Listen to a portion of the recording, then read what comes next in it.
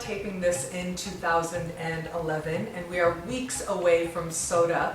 And I for one am looking forward to it, not only because there are going to be a lot of amazing astrologers that I've been looking forward to meeting, but also because I will be speaking. And I'm so honored to be contributing to a conference that has made me a better astrologer. It means so much to me, and I know so many other of my friends in the astrological community who feel the same way, that it is an opportunity to pay forward, to contribute to this amazing conference that takes place, that makes us better.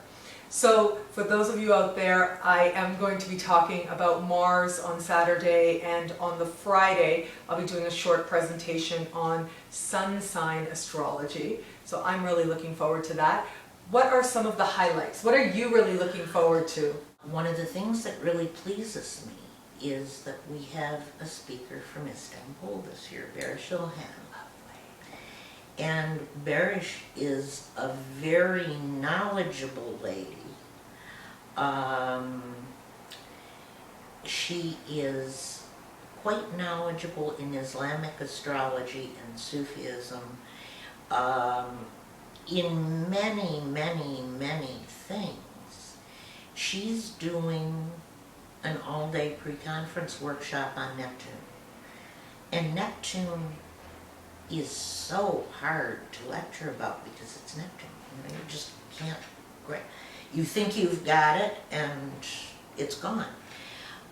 She's doing an all-day pre-conference on Neptune, and she's doing another 3-hour on what she calls astrology's bad boys, the 6th, 8th, and 12th houses. She's wonderfully insightful. We've got Robert Corey. Some of you may know Robert Corey because he does a lot of online work, and last year around this time he had an online conference. He is really the expert in the astrology of Moran, and he is doing a pre-conference on solar revolutions. And then he's doing something called Lukma Notebooks. And I think anybody that has less than 10-15 years under their belt can probably benefit from Lukma Notebooks, because I speak from experience. Getting dependent on books is one of the worst things a professional can do. Oh yes, you have to have a personal connection to what you are looking at when you look at a chart. I think that's when I'm reminded of a past speaker that you had, one of my old professors, Jeffrey Cornelius, and he discusses the difference between a speculative reading and a realized reading. And with a speculative reading, you are on the books. You know, you're sort of looking at it and you're referring to books and you're remembering the whole, what we call cookbook interpretations. But with a realized interpretation, that's when you're able to synthesize and integrate and speak something that is true about the person represented in the chart. And that's wonderful. That's a wonderful way of putting it. And it's so important. And this little, it's just a little 1-hour talk, but I think it will be good. And then beyond that, we have yourself. We have Peter Burns. Peter comes from Australia. Palmistry, he's got a book coming out. He's good. We have Ellen Bourne from Buffalo, who's each year one of our more popular speakers. We have Nick Dagan-Best from Montreal. This is the first time. We're very lucky to get him. Kelly Surtees, I could go on and on and on and on. But every single one of these people are people who have earned their stripes, people who have something to say, the ones who are coming back from previous years. It's because the attendees have said we want them back, you know. So we've just got an absolutely great lineup and a great hotel.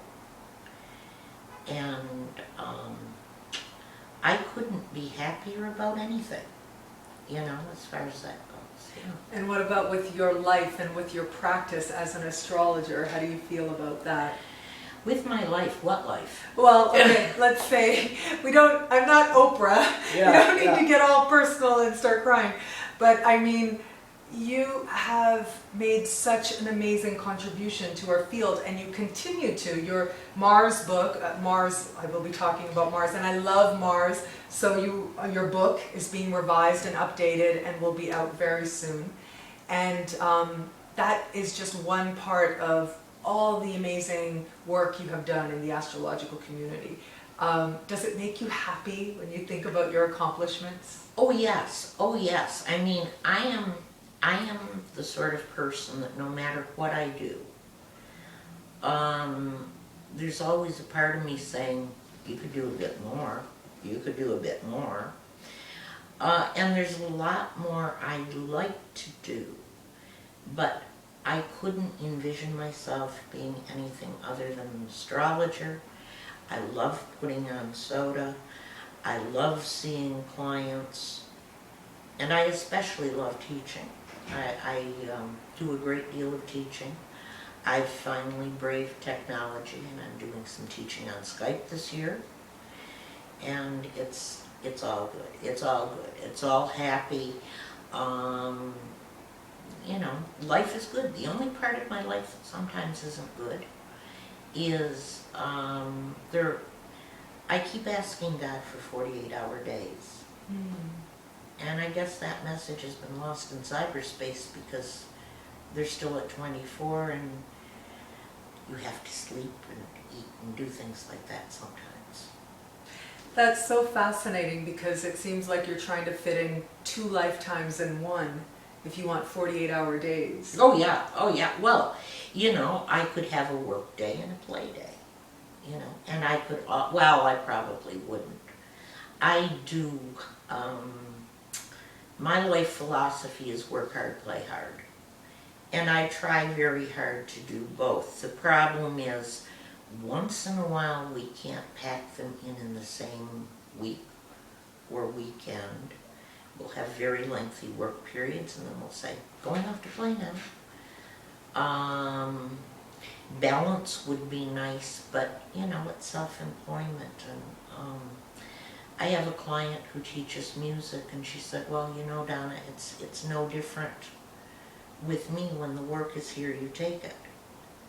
And when it isn't, hopefully you've got something else you love and you can go out and do that. And that's how I try to live. And you've managed to live so successfully and continue to. It is an inspiration to so many of us in the astrological community. Thank you.